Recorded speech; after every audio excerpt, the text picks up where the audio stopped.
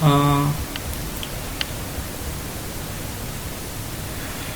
so today we shall discuss about the disposal of effluents. That is, so far we have studied about the collection of sewage by using pipelines and some expressions for circular sewers and non-circular sewers, and the expressions when the circular is running full and running half full, and some introduction about the self-purification phenomena. Okay, so now when all the sewage is collected and treated by using sewage treatment plant, so it has to be disposed somewhere. Okay, so like in the previous class I told you that it can be either disposed onto the land or onto the water bodies or onto the ocean. Okay, so these are the only three places where we can dispose the sewage. So let us see what is going to happen, or what are the conditions which are favorable for this disposal of sewage. Okay, so our prime objective should be that whatever the sewage we are discharging, that should not harm any living creature. That means first of all it should be safely discharged without causing any health issues for the humans, and also we should see that it should not affect the ecological systems or ecosystems which are flourishing in the water bodies. Like in the rivers there could be some fishes or some sensitive species. When the sewage comes in contact in the river water, the fishes species should not die. Okay, and also when you discharge the sewage in the lake, then you may have some effects onto the aquatic animals or aquatic creatures which are present in the lake ecosystem. Similarly, in the case of oceans or sewage, whenever you are discharging, then it should not cause any problems. Okay, so now let us see what is meant by disposal.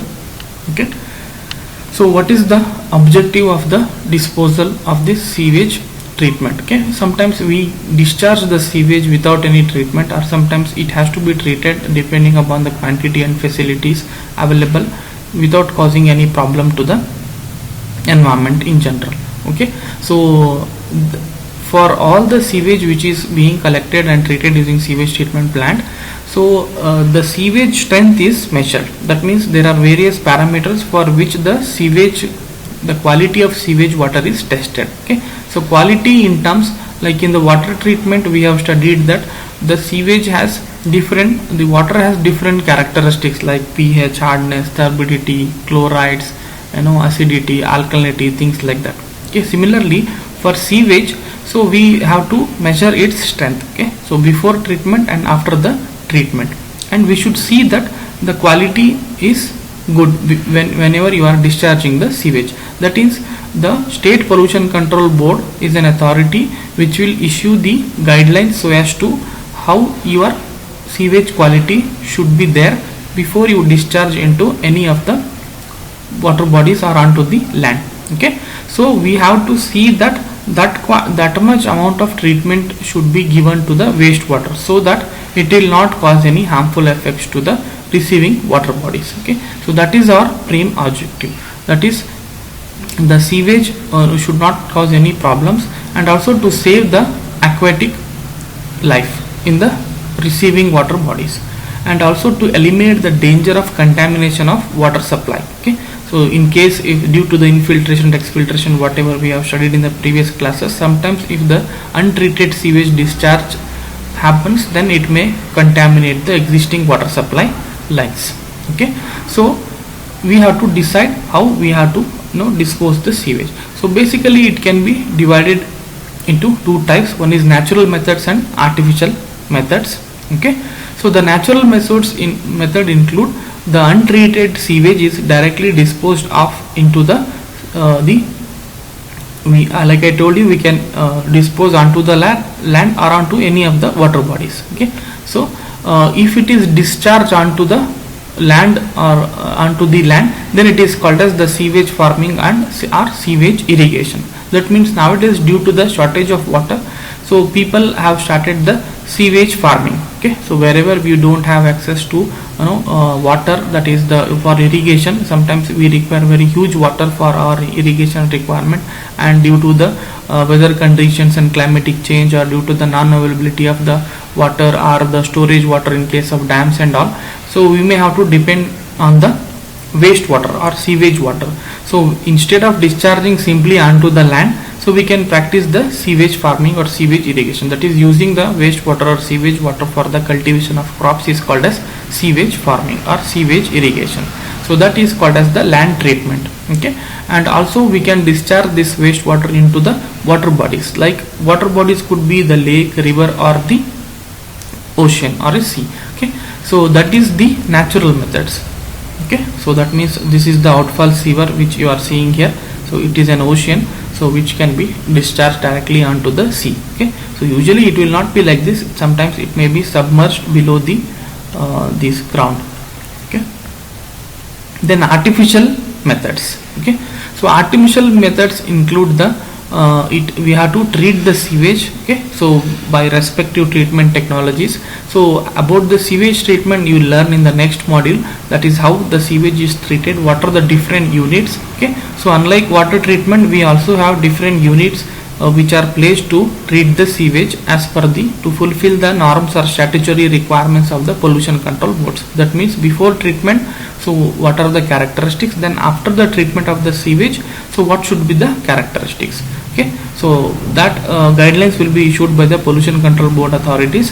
So based on the requirement, we have to plan the treatment units. So we generally called it as the primary treatment and secondary treatment.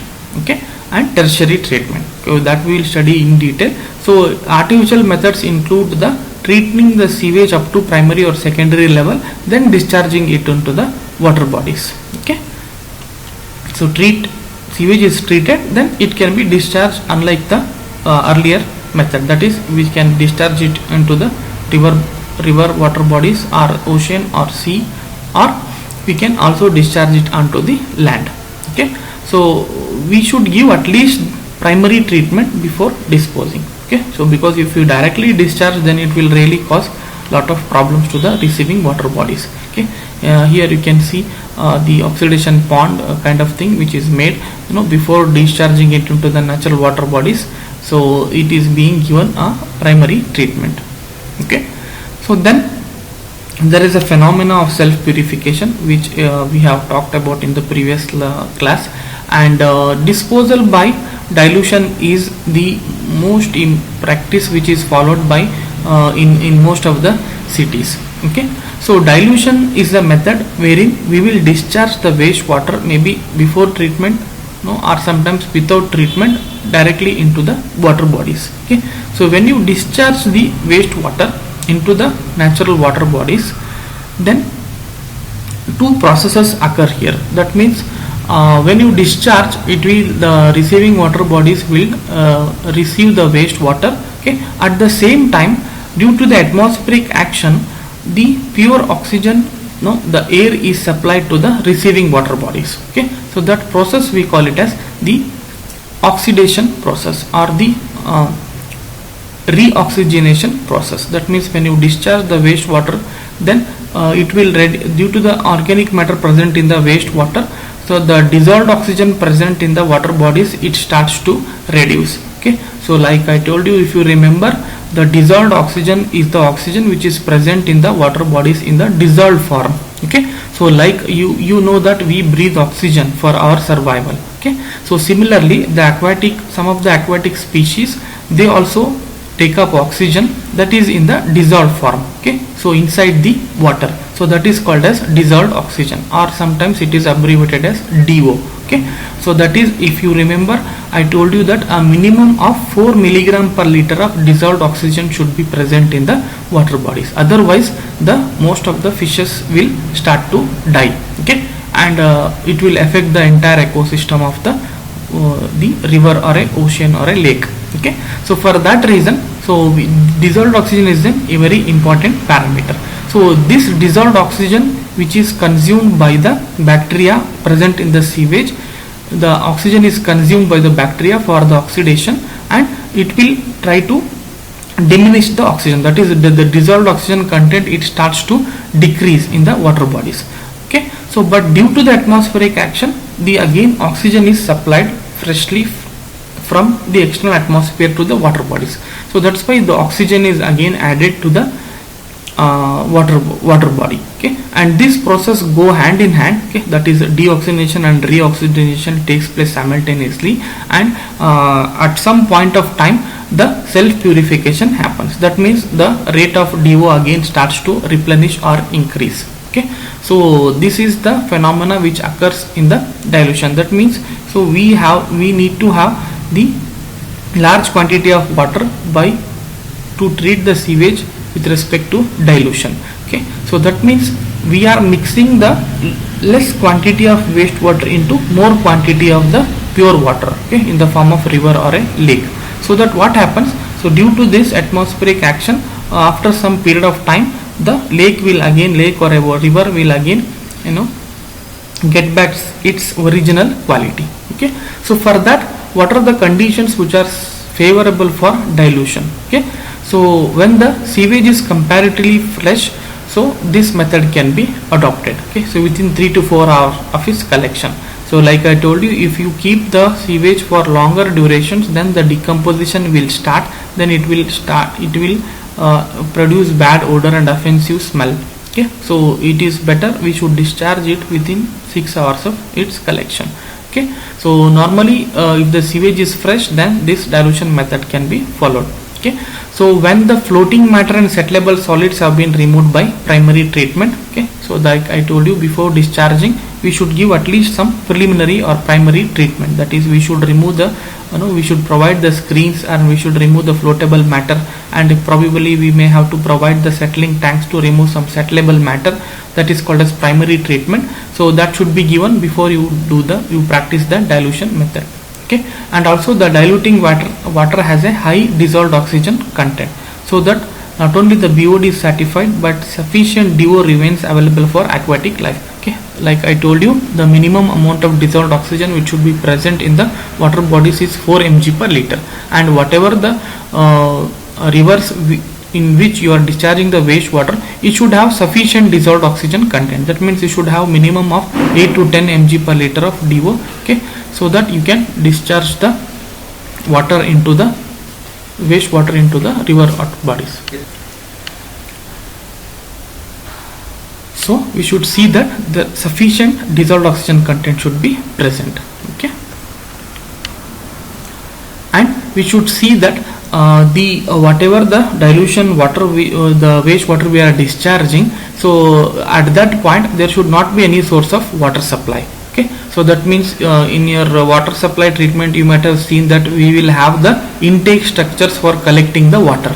Okay, and those intake structures should not be located at the point of sewage disposal, because so we may draw the contaminated water for water supply systems. Okay, so we should see that the dilution waters which whatever the water bodies are receiving, there should be at a very reasonable distance, so that when all this dilution happens, then we should locate intake in such a way that it should not pump the sewage water, okay, mixed with the river water. Okay, and also the currents of the water should be favorable. That means if there are strong currents, then the dilution will occur faster. Okay, and so that it will not cause any problems. Okay, so and whenever the wastewater does not contain the industrial wastewater contain the toxic substances. Okay, so sometimes in our municipal sewage, other than the organic matter, we may have a very strong toxic substances which are harmful to the aquatic life and also to the humans. That is it is indirectly, you are aware of the food chain, right? So in aquatic animals, the small fishes will be eaten by the bigger fishes, and sometimes the fishes is also a food for some other animals, and also the fishes is consumed by humans. So in that way the toxic compounds may reach the humans as well ultimately. Okay, so for that reason we should see that the wastewater whatever we are discharging, it should not contain any harmful toxic substances into the river. Okay, and also when the outfall sewer of the city of the treatment plant is situated near some natural waters. Okay, so that means this method can be adopted wherever you have the natural system. For example, in our Davangere city, so there is no any such river which is flowing. Okay, so but whereas at around 10 to 15 kilometers we have one stream, that is Harihara. Okay, so after the treatment maybe we can discharge the wastewater into the river. Okay, so but the distance is quite large. Okay, in that case this method cannot be followed. Instead we can treat this water and we can use it as a land treatment, or which can be given for sewage farming. Okay, so we should see all these factors before practicing the dilution method.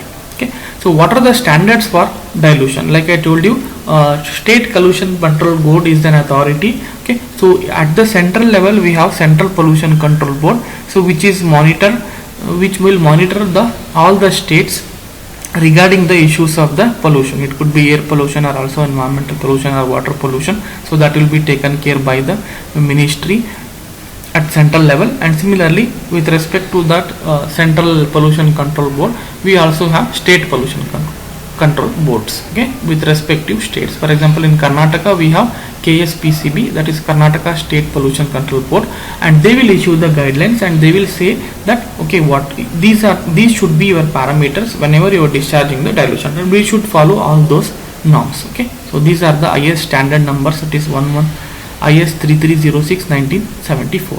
Okay, and what are the standards for dilution? Okay, so here it is called as dilution factor, the standards of purification required. Okay, so if the dilution factor is above 500, then no treatment is required. Raw sewage can be directly discharged into the volume of dilution water. So dilution factor means the amount of it is the ratio of the wastewater to the ratio of the water which is present in the water body. Okay, so that is, if this ratio is above 500, that means if you have a very huge water body and the available quantity of sewage is less, okay, under that circumstances directly the raw sewage can be discharged. Okay, and if it is in the ratio of 300 to 500, so we should give at least a preliminary treatment, like I told you, a plain sedimentation or primary treatment, that is screening to remove the floatable matter and all, and we should see that the suspended solids should not be more than 150 parts per million. Okay, and if the ratio is between 150 to 300, then the treatment such as sedimentation along with the screening should be done, and we should see that the amount of suspended solids should not contain more than 60 ppm.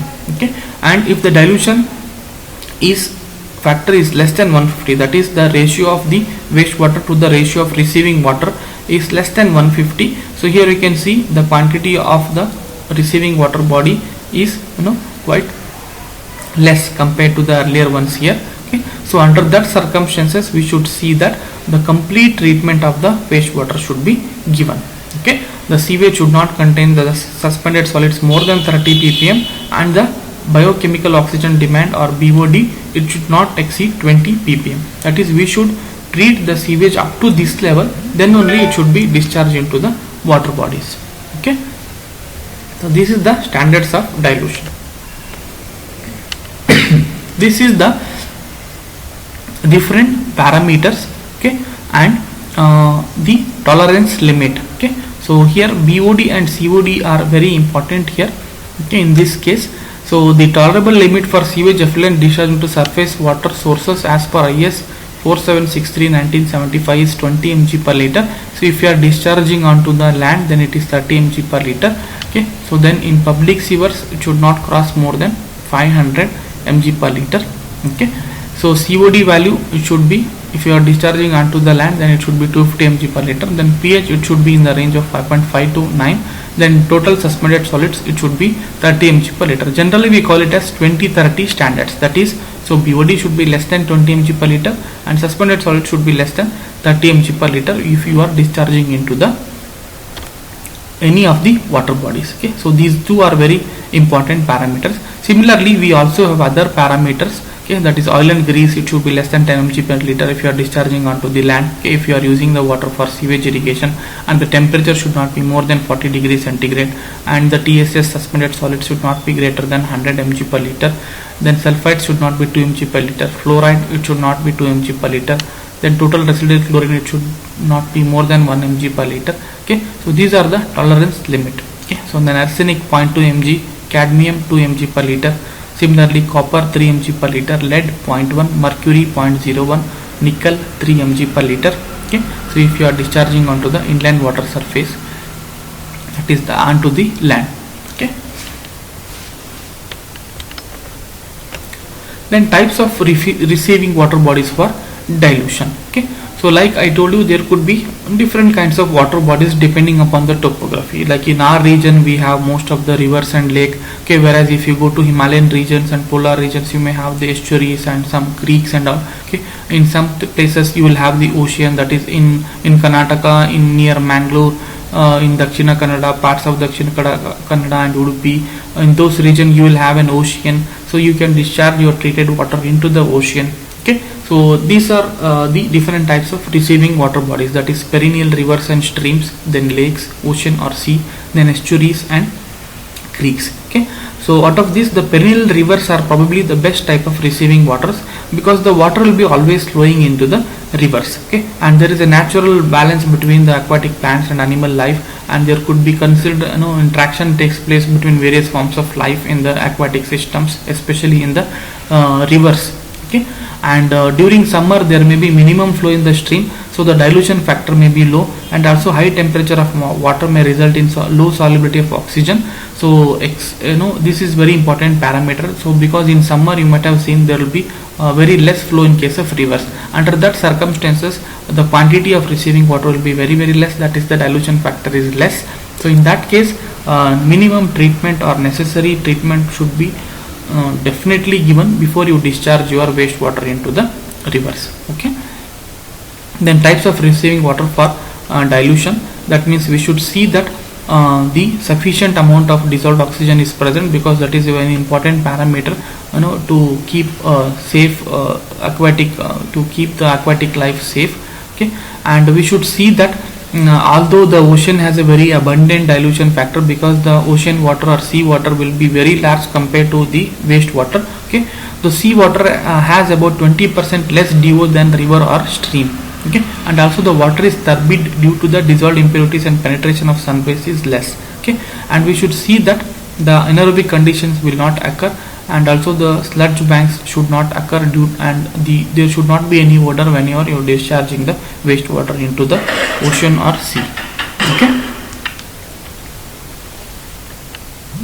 then types of receiving water for dilution, which we have seen. Then self purification phenomena. So this we have studied that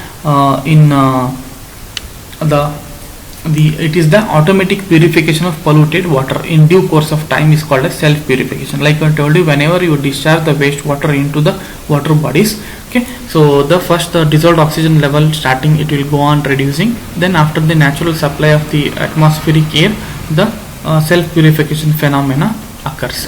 Okay, so that is called as the self purification phenomena. So this is expressed in detail, explained in detail here. So what happens is, when you discharge the wastewater, the organic matter, it starts to decompose with the utilization of oxygen. Okay, then the oxygen content of the receiving water body, it starts to reduce. Okay, and the minimum amount of dissolved oxygen, it should be required, okay, for the growth of.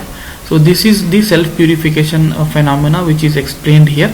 So this is the saturation level of the dissolved oxygen. When you discharge the wastewater, the dissolved oxygen starts to reduce slowly. Okay, and this point at where the dissolved oxygen may be sometimes be completely zero, so that is called as the critical point. Okay, so from this, again the dissolved oxygen, it slowly starts to reduce. Okay, so because of the atmospheric supply of the oxygen. So this is a flowing river, and this is the decomposition dominates, that is at this level the decomposition will be more. That's why the more and more organic matter will be decomposed with the utilization of the dissolved oxygen present in the receiving water. Okay, so after some time, due to the atmospheric supply of the oxygen, the slowly dissolved oxygen, it starts to increase, and again it will come to the saturation level. Let us say if the dissolved oxygen level before discharge of the sewage is 8 milligram per liter here in this stream, so when you discharge, it will slowly reduce from 8 to 6, 6 to 4, 4 to 2, and ultimately 0, and slowly again it will start to increase due to the atmospheric supply of the oxygen. So then what happens, the dissolved oxygen level from 0, it will increase to 2, 4, 6, and again it will come back to 8 mg per liter. So then we can see that self purification has happened. Okay, so what are the factors which affect the self purification? So there are 4 these factors which affects that is dilution and dispersion, then sunlight, okay, which is important, Okay, because the aquatic plants like algae and all, they have to use the organic matter, and they have to consume they have to consume the carbon dioxide, and they have to give out the oxygen. Okay, because the sunlight is also an important factor in case of this self purification. Okay, then oxidation and reduction factors. Okay, so this is the that is, I told you, that is this is the example. So we have the different zones. So these are called as the self purification phenomena and zones of self purification. Okay, so this is the river which is shown here. So this is the 8 ppm is the initial dissolved oxygen concentration before the discharge of the sewage. So what happens here is, as you can see, this curve we call it as oxygen sac curve. Okay, so slowly when the oxygen starts to reduce, and this is zone we call it as the clean zone. The clean these fishes and all, so it will be there. So before you discharge, when you discharge the sewage, then slowly the decomposition starts. Okay, so this zone we call it as decomposition zone. Here the dissolved oxygen starts to drop, okay, up to 2 mp per liter. So this is called as the septic zone. Here most of the fishes will die, because I told you the 4 mg per liter of oxygen is required for the survival of fish. So otherwise some resistant species of fishes and some organisms like worms, bacteria and fungi and also, they will survive here. And again here the reoxygenation occurs, then that zone we call it as recovery zone. Okay, and slowly the dissolved oxygen, it starts to increase, and normally the water will come back again to its original form, and all these fishes which are present in the beginning level, so they again starts to flourish in this zone. So this is called as clear zone, and this is the recovery zone. So in this zone, some of the species, it starts to flourish, and ultimately when the water come back to its normal, then it will have the clearer zone. Okay, so this dilution equation is given. So if you want to find out the resulting concentration, that is if we are discharging a wastewater into a river or a ocean, okay, so then to find out the resultant concentration, we use this expression, that is Cs into Qs plus Cr into Qr divided by Qs plus Cs. Here Cs is the concentration of the sewage, and Qs is the Cs is the concentration of the sewage, and Qs is the flow in the sewage. Similarly, Cr is the concentration of the river, initial concentration, and Qr is the flow in the river, and Qs and Qr are the respective flow in terms of meter cube per second. If you want to find out the resultant concentration, so we have to use this expression. Okay, so I will show you in a numerical example, then you can understand this, how to concentrate. For example, if you are having an initial BOD of so and so mg per liter, when you discharge the wastewater, the receiving water body, we have to find out the resulting concentration of the mix, which is called as C mix, which can be found out by using this equation. Okay, then dispersion due to currents. So that is like I told you, if the currents are more in the river which is flowing, so the dispersion rate is rapid. So in that case, the rate of re-aeration, that is oxygen supply, will be more and more. So that's why, so if it is the dispersion is less, then the rate of DO increase will also be less. Okay, then sedimentation. The settleable solids, if present in the sewage, they will settle down in the bed of the river near the outfall of the sewage. Okay, so what happens due to the sedimentation action, here you can see here, and when you discharge the wastewater, the solids tend to settle here. Okay, so if you have more depth, then the solids will start to settle. Okay. If it is a shallow end, then most of them will starts to present in the upper layers. So if you have the sufficient depth, then it will settle at the bottom, and the self purification, it will help in the self purification phenomena. Okay, then sunlight. So sunlight, as you know, is essential for the algal growth. Okay, so because algae is the thing you might have studied, we have studied in the oxidation, in the case of oxidation pond. So oxygen gives the oxygen is supplied by this algae. If you have the good algal growth, then the sunlight will support in the self purification phenomena. Okay, so as you can see, the algae has developed, and sometimes this algae will help for the self-purification phenomena. Then oxidation, the rate of oxidation, as soon as you discharge into the receiving water body, the rate of oxidation starts. The anaerobic bacteria will oxidize the organic matter using the DO of the stream. The deficiency of oxygen so created will be filled up by the atmospheric oxygen, and this process of oxidation will continue till the organic matter has been completely oxidized, and this is the most important action responsible for the self-purification of the rivers. Okay, so sometimes we have to supply the oxygen, okay, by using the diffusers and all. Then reduction occurs due to the hydrolysis of organic matter. Then anaerobic bacteria will help in splitting the complex organic constituents and sewage into liquids and gases, thus paving way for the ultimate stabilization by oxidation. That is, the oxidation and reduction both are essential for the self-purification phenomenon. Okay, so these are the factors which affect the self-purification capacity. That is the temperature, hydrographic factors such as velocity, that is the velocity of the stream. If the velocity is more, then the surface expansion of the river stream. If it is more, then the diffusion is more, and the rate of self-purification will be more. And similarly, the rate of re-aeration, that means the oxygen supply, the amount and type of organic matter, available initial DO, that is the receiving water should have sufficient dissolved oxygen, and type of microorganism present. Okay, so the temperature, I told you, it is the inversely related to the dissolved oxygen content. The solubility of oxygen decreases with the increase in the temperature. So that's why if you we should see that the temperature of the receiving water body should be at ambient temperature or normal temperatures, because the temperature is inversely related to the dissolved oxygen.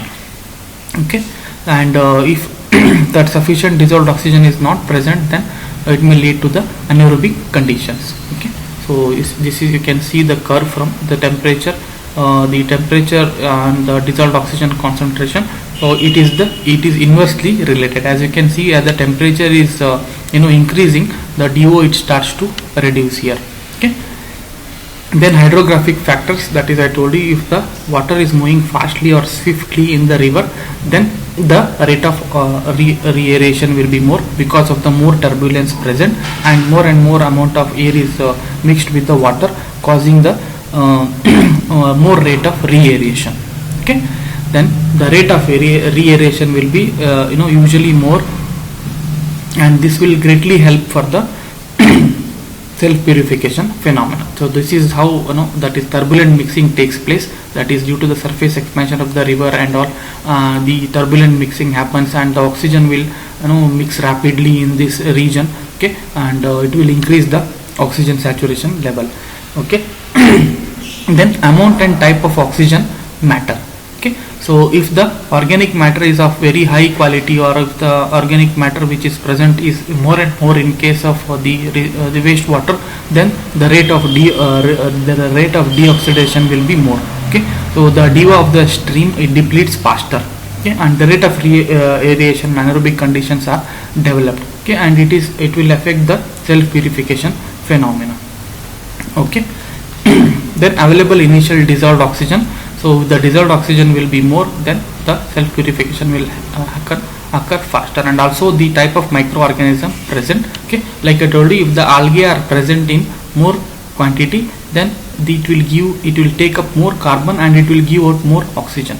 So oxygen gets again added by the algae as well as from the atmosphere, so thus thereby increasing the DO concentration at a faster rate, and it will help in the self-purification phenomena. Okay, so this is about the disposal, and as far as possible we should see that we should recycle the wastewater to avoid the disposal, and we should aim for zero liquid discharge. Okay, nowadays we talk about this zero liquid discharge. That means whatever water we are consuming, maybe in our houses or in the apartments or multi-story buildings, it has to be completely recycled. Okay, so other than disposing, so that is the trend nowadays. So we have to somehow avoid